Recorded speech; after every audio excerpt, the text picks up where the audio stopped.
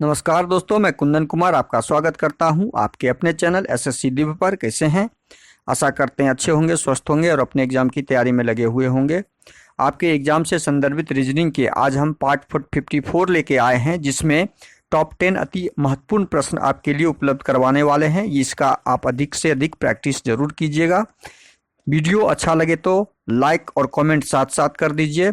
Channel पे नए आए हैं तो कृपया करके प्लीज सब्सक्राइब और दोस्तों को अधिक से अधिक शेयर जरूर कर दीजिए। बेल आइकन कॉल सेट पे डाल दीजिए ताकि सुबह सुबह नोटिफिकेशन आपके पास आ जाए। अब आते हैं हम सीधा आपका प्रश्न क्वेश्चन नंबर 1 लेके। क्वेश्चन नंबर 1 आपके सामने है। यदि पार्ट 53 तक आपने नहीं देखा है तो प्लेलिस्ट में जाके 53 तक पार्ट जरूर देख लें, वो आपके अधिक से अधिक प्रैक्टिस में सहायता प्रदान करेंगे आपके लिए। क्वेश्चन नंबर 1 है, एक अनुक्रम दिया गया है जिसमें से एक पद लुप्त है। जिसमें से क्या है? एक पद लुप्त है। दिए गए विकल्पों में से वह सही विकल्प चुनिए जो अनुक्रम को पूरा करे। एक पद लुप्त है जो प्रश्नवाचक चिन्ह के स्थान पे है, उसे हमें ज्ञात करना है। उसे हमें ज्ञात करने के लिए क्या करेंगे? हम संख्याओं के बीच हम संबंध स्थापित करेंगे। अब संख्याओं के बीच संबंध स्थापित करने के लिए हम क्या करते हैं? 17 और 24 34 के बीच 34 31, देखिए बड़ी संख्या के बाद छोटी संख्या आ गया, और फिर 51 बड़ी संख्या, फिर छोटी संख्या, फिर 68 बड़ी संख्या। तो अब बड़ी छोटी जैसे ही आए तो हम क्या करते हैं? जोड़ घटाव का नियम भी लगा के देखते हैं। 17 में कितना जोड़ेंगे जो 24 हो जाएगा? तो 17 जोड़ 3 20 और 4 3 7 जोड़ते हैं तो हमारा 24 आता है, और 24 में 7 जोड़ते हैं तो क्या 34 आता है? 31 हो रहा है। तो हमारा यह पैटर्न जोड़ वाला और घटाव वाला नहीं लगेगा। अब हम क्या करेंगे? जब यह पैटर्न हमारा इसमें नहीं लगेगा तो हम इसमें से ढूंढेंगे कैसे? अब हम एक संख्या को छोड़ के देखते हैं। ये 17 है तो ये 34 है, तो 17 को 2 से गुना किए तो 17 दूनी 34 हो गया। फिर 17 को यहाँ से 3 से गुना किए एक संख्या को छोड़ के तो 17 तिया 51 हो गया, और फिर 17 को हम 4 से गुना किए तो 68 हो गया। इसका मतलब एक एक संख्या छोड़ने के बाद हमारा 17 से गुना करने से प्राप्त संख्या का पैटर्न मिल रहा है। अब दूसरी संख्या वाला में क्या नियम है, क्या पैटर्न लगा हुआ है वो देखते हैं। 24 से 31 आने के लिए हमें क्या करना पड़ा? 24 36 7 जोड़ना पड़ा। 31 में 7 जोड़ने से देखिए यहाँ भी 7 + 7 का पैटर्न हमें दिख गया। तो इसका मतलब ये 7 जोड़ने से हमारा प्रश्नवाचक चिन्ह के स्थान पे जो आएगा वही आंसर आना चाहिए जो ऑप्शन में हमें होगा। अब ढूंढते हैं। 38 में 7 जोड़ेंगे तो 8 7 45, हमारा आंसर क्या हो गया? 45। और 45 हमारा ऑप्शन ए में ही दिख रहा है। कहाँ पे दिख रहा है? यह ऑप्शन ए में दिख रहा है। तो क्वेश्चन नंबर 1 का सही आंसर क्या हो जाएगा? ऑप्शन ए हो जाएगा। इस प्रकार हम देखिए कैसे ढूंढ लिए। एक एक संख्या को छोड़ते हुए हम एक पैटर्न ढूंढे, दूसरी संख्या वाला फिर एक संख्या को छोड़ते हुए 7 + 7 का एक पैटर्न ढूंढ लिए, और हमें प्रश्नवाचक चिन्ह का स्थान ज्ञात हो गया। अब हम आते हैं क्वेश्चन नंबर 2 पर। निम्नलिखित श्रृंखला में ऐसे कितने 9 हैं जिनके पहले 2 होना चाहिए परंतु एकदम बाद में 5 नहीं? अब देखिए श्रृंखला में किस प्रकार का होना चाहिए? 2 शुरू में होना चाहिए 9 के, लेकिन 9 के बाद क्या नहीं होना चाहिए? बाद में 5 नहीं होना चाहिए। 9 के बाद 5 नहीं होना चाहिए। अब इस प्रकार का संख्या हमें ढूंढना है। 2 होना चाहिए, इसका मतलब 29 होना चाहिए। 29 होना चाहिए, 5 उसके साथ लगा हुआ नहीं होना चाहिए। अब शुरू से इस श्रृंखला में देखते हैं। 2 तो है, 29 है, लेकिन 5 यहाँ पर है। इसका मतलब यहाँ पे ये काम नहीं करेगा। हम 2 वाला ढूंढेंगे, यहाँ 2 है, ये नहीं काम करेगा। यहाँ 29 है, 29 ढूंढ लिए, फिर यहाँ 5 आ गया, इसका मतलब ये भी वर्क नहीं करेगा। यहाँ 29 हम ढूंढ लिए लेकिन 1 है, तो इसका मतलब एक श्रृंखला हमें मिल गया, एक श्रृंखला मिल गया। अब हम 29, यहाँ 27 है, 27 नहीं 29 ढूंढेंगे, और 29 के बाद फिर 5 है, इसका मतलब ये वर्क नहीं होगा, ये नहीं काम करेगा। यहाँ 29 हमें ज्ञात हो गया, 29 के बाद 4 है, इसका मतलब ये दूसरा हमें श्रृंखला में पैटर्न मिला जो प्रश्न में बोला जा रहा है। और ये तीसरा जो है 9 5 है, यहाँ पे 1 है, यहाँ पे 2 होना चाहिए था, ये भी नहीं होगा। हमें कुल कितने पैटर्न मिले जो हमें प्रश्न में पूछा गया था? तो 2 पैटर्न मिले, 2 पैटर्न। तो इस प्रश्न का सही आंसर क्या हो जाएगा? ऑप्शन बी हो जाएगा। केवल 2 पैटर्न ही ऐसा मिले जिसमें शुरू में 2 है और अंत में 5 नहीं है। मतलब 9 के शुरू में 2 है और 9 के अंत में 5 लगा हुआ नहीं है, ऐसा 2 ही है। अगला प्रश्न है क्वेश्चन नंबर 3। दी गई उत्तर आकृति में से प्रश्न चिन्ह के स्थान पे क्या आएगा? अब देखिए प्रश्न चिन्ह के स्थान पे क्या आएगा, और उत्तर आकृति से चुनना है हमें। अब इस आकृति में दिया हुआ है खष्टभुज। खष्टभुज में 6 भुजा होता है और खष्टभुज डबल खष्टभुज है और सारे खष्टभुज के कॉर्नर को मिलाया गया है पहला आकृति में सब में। अब देखिए अगला आकृति में क्या किया है, अगला आकृति में ये 6 कॉर्नर को मिलाया गया और यहाँ पे 4 कॉर्नर मिला है, मतलब 2 कॉर्नर माइनस हो गया। यहाँ पे क्या हो गया? 2 कॉर्नर हमारा माइनस हो गया। अब उसके बाद अगली आकृति में देखते हैं, जो 4 कॉर्नर मैच किया हुआ है, यहाँ पे 2 कॉर्नर ही दिख रहा है, मतलब इसमें भी 2 कॉर्नर माइनस किया गया। 2 कॉर्नर माइनस हम जा रहे हैं, मतलब 2 लाइन हमारा माइनस होते जा रहा है। इसमें कॉर्नर से माइनस हुआ, इसमें जो 2 कॉर्नर यहाँ पे दिख रहा है वो माइनस होके 0 कॉर्नर टच में है, कोई लाइन नहीं है कॉर्नर कॉर्नर, देख रहे हैं। तो हमारा अगला आकृति भी क्या आएगा? -2 लाइन घट के आएगा। -2 लाइन मतलब भीतर से हम 2 लाइन यदि घटा लें 6 में से तो 4 लाइन अंदर और 6 लाइन बाहर होना चाहिए। बाहर वाला खष्टभुज, अंदर में 4। तो इस प्रकार का आकृति 1 2 3 4 5 वाला है, ये नहीं होगा। इसमें तो 2 है, ये भी नहीं होगा। इसमें भी 2 है, ये भी नहीं होगा। तो ऑप्शन ए हमारा सही हो जाएगा। क्वेश्चन नंबर 3 का सही आंसर ऑप्शन ए हो जाएगा। ये हमेशा ध्यान रखिए, पैटर्न क्या बन रहा है, पैटर्न जो बन रहा है उसके आधार पे हम ऑप्शन उत्तर आकृति ढूंढते हैं। इस प्रकार क्वेश्चन नंबर 3 का आंसर ऑप्शन ए हो जाएगा। अगला प्रश्न क्वेश्चन नंबर 4 है। क्वेश्चन नंबर 4 में दिया हुआ है ड्राइवर को 5 और बिलीव्ड को 7 कोडित किया जाता है।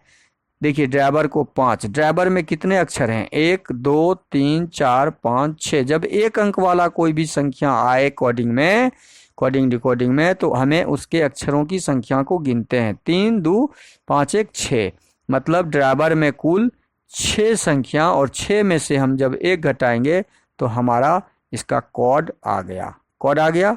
इसी प्रकार बिलीव्ड में गिनते हैं, काउंट करते हैं 1 2 3 4 5 6 7 8। बिलीव्ड का कितना है? 8, और 8 में से 1 हमारा पैटर्न कुल अक्षरों की संख्या में से 1 घटाने से प्राप्त होता है, यही पैटर्न है। उसी प्रकार एग्जामिनेशन का हम ज्ञात करेंगे। क्या करेंगे? इसी प्रकार एग्जामिनेशन का ज्ञात करेंगे। एग्जामिनेशन में कितने अक्षर? 1 2 3 4 5 6 7 8 9 10 11। कुल इसमें 11 अक्षर, 11 में से 1 घटा लेंगे तो 10। हमारा आंसर क्या आ जाएगा?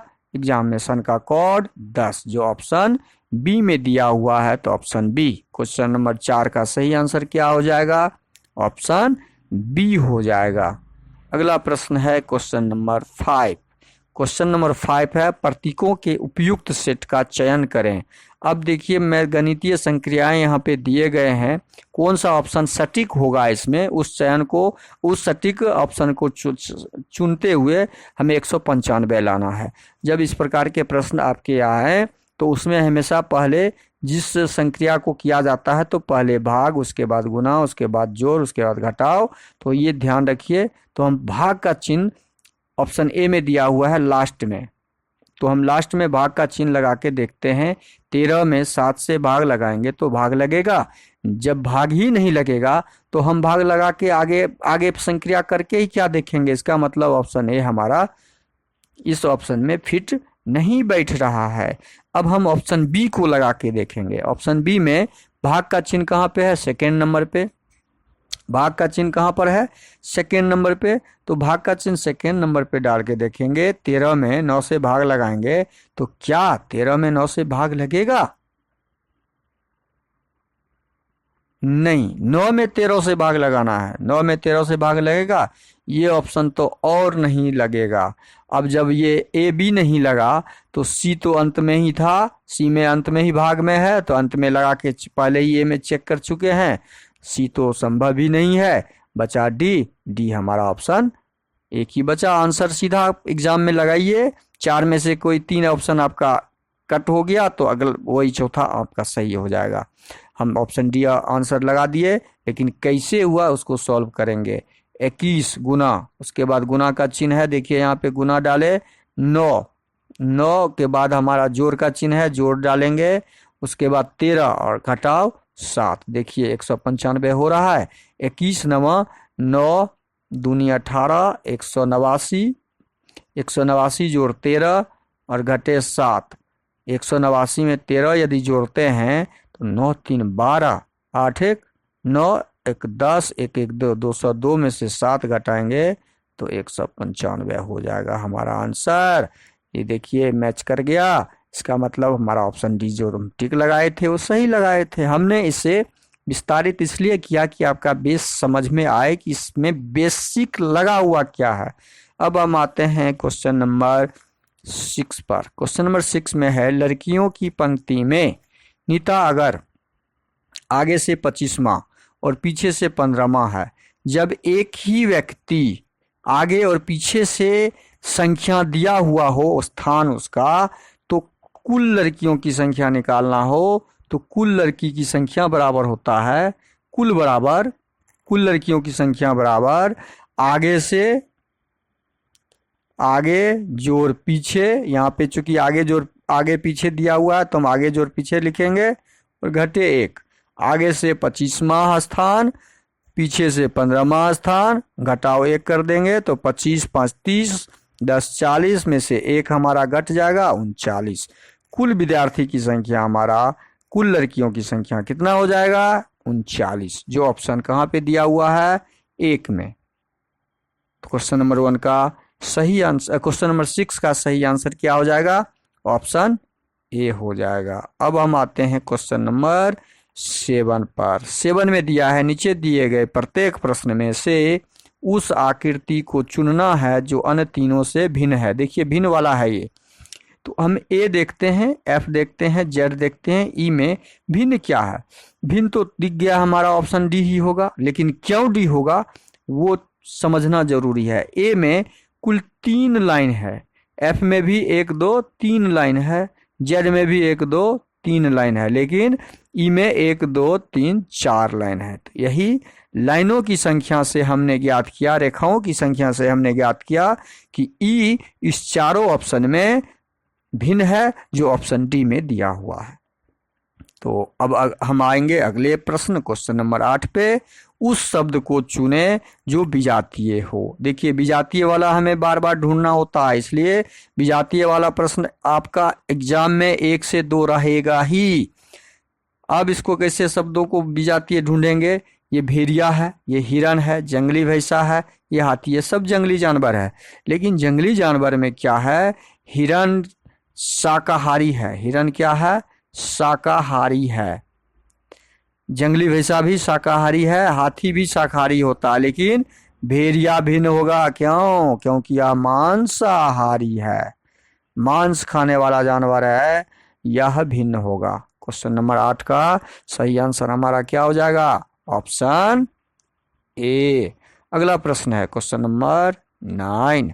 4 के विपरीत सतह पर कौन सी अंक होगी। अब देखिए 4 के विपरीत सतह पर अंक ज्ञात करने के लिए हमें पासे के बारे में जानना हमेशा जरूरी है। पासा 2 तरह के होते हैं, मानक और सामान्य पासा।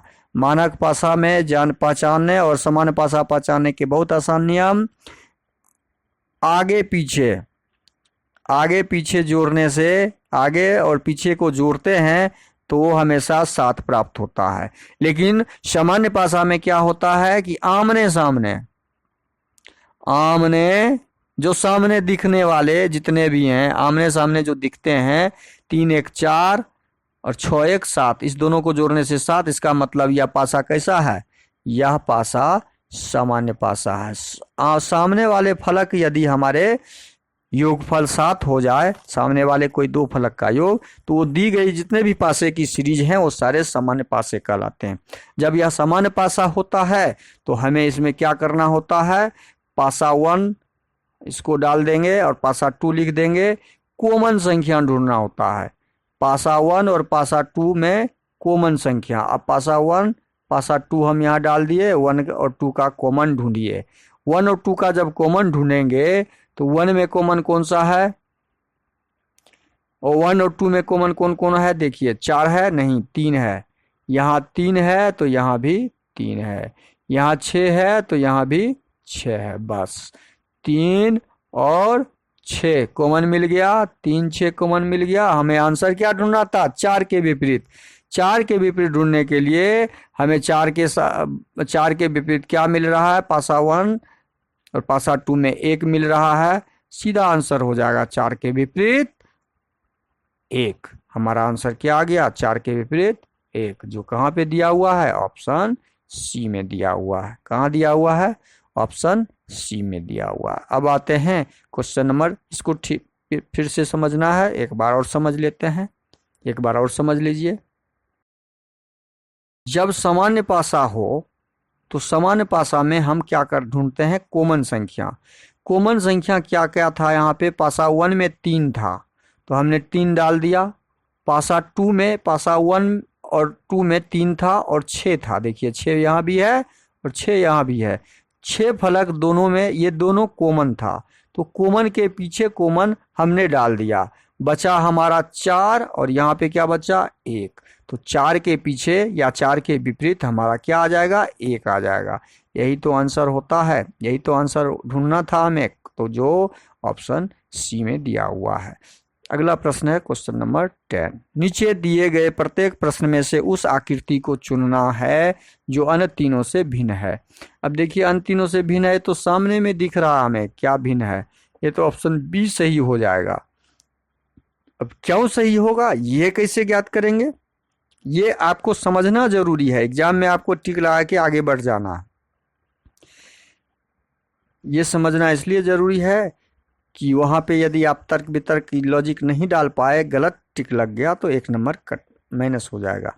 अब ये खुला हुआ ओपन आकृति है, यह भी ओपन आकृति है और यह भी ओपन आकृति है, लेकिन यह एक बंद आकृति था तो हमें विषम ढूंढना था, भिन्न ढूंढना था, तो भिन्न आकृति हमारा ये है, बाकी सब खुला हुआ आकृति है।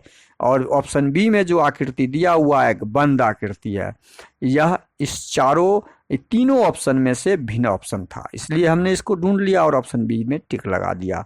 वीडियो को शुरू से अंत तक जरूर देखिए और देखिए ये 2001 में पूछा गया है आरआरबी में, और भी एग्जाम में पूछे गए हैं ये प्रश्न, तो वीडियो को शुरू से अंत तक जरूर देखिए। वीडियो अच्छा लगे तो लाइक कर दीजिए, चैनल पे नए आए हैं तो सब्सक्राइब कर लीजिए, दोस्तों को अधिक से अधिक शेयर जरूर कर दीजिए। थैंक यू, धन्यवाद, जय हिंद, जय भारत।